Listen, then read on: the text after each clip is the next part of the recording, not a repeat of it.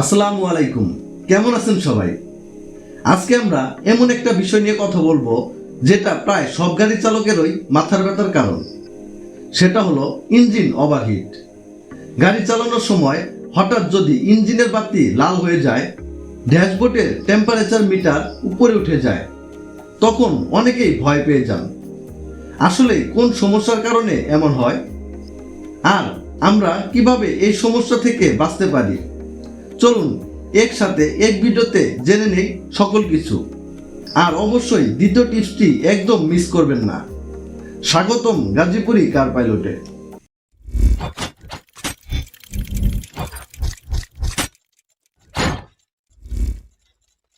Engine overheat হওয়ার মূল কারণগুলো জেনে নেই।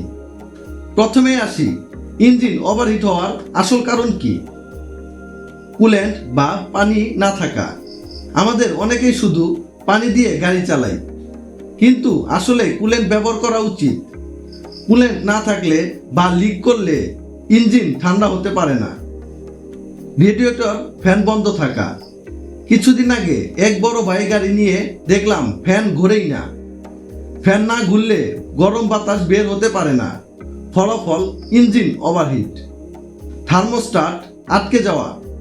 থার্মোস্ট্যাট যদি কুল্যান্টের প্রবাহ আটকে যায়, তাহলে গরম পানি ইঞ্জিনে ঘুরতে থাকে, এটাই বড় সমস্যা। ওয়াটার পাম্প নষ্ট হওয়া। ওয়াটার পাম্প হলো গাড়ির হার্ট। এটি যদি পানি সার্কুলেট না করে, ইঞ্জিন অল্প সময়ই ওভারহিট হবে। ইঞ্জিন অয়েল কম থাকা বা নিম্নমানের অয়েল। অয়েল হলো ইঞ্জিনের লুব্রিকেশন। অয়েল কম থাকলে ঘর্ষণে গরম হয়ে যায়। রেডিয়েটর ব্লক হওয়া বা ময়লা জমা। ময়লা জমে গেলে পানি সঠিকভাবে ঘুরবে না।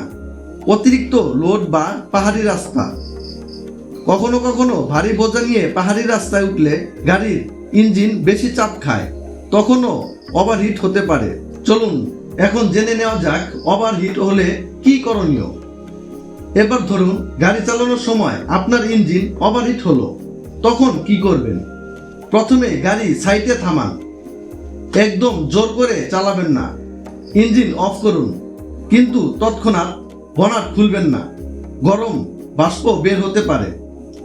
কমপক্ষে 15 থেকে 20 মিনিট ঠান্ডা হতে দিন। রেডিয়েটরের ক্যাপ গরম অবস্থায় খুলবেন না, এটা খুব বিপজ্জনক। একদিন গরম অবস্থায় আমি ভুল করে ক্যাপ খুলেছিলাম। এতে করে আমার মুখে এবং শরীরে গরম পানির ছিটকে এসে লাগে। ঠান্ডা হলে কুল্যান্ট বা পানি চেক করুন। যদি সঙ্গে পানি থাকে তাহলে অস্থায়ীভাবে ব্যবহার করতে পারেন, তবে অবশ্যই পরে গিয়ে কুল্যান্ট ব্যবহার করতে হবে।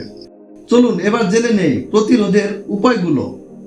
এখন প্রশ্ন হলো, কিভাবে আমরা এই সমস্যা থেকে বাঁচব? নিয়মিত কুল্যান্ট লেভেল চেক করুন। ফ্যান ঠিকভাবে কাজ করছে কিনা দেখুন। ইঞ্জিন অয়েল নির্দিষ্ট সময়ে পরিবর্তন করুন। রেডিয়েটর পরিষ্কার রাখুন। বছরে অন্তত একবার ফ্লাশ করান।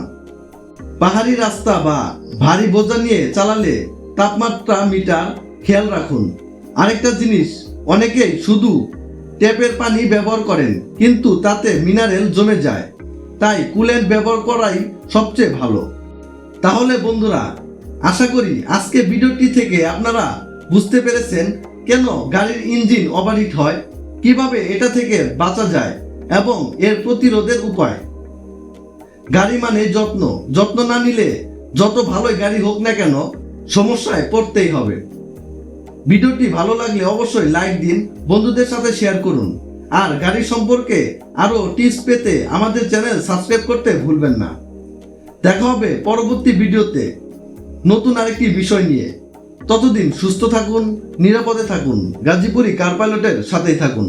আসসালামু আলাইকুম।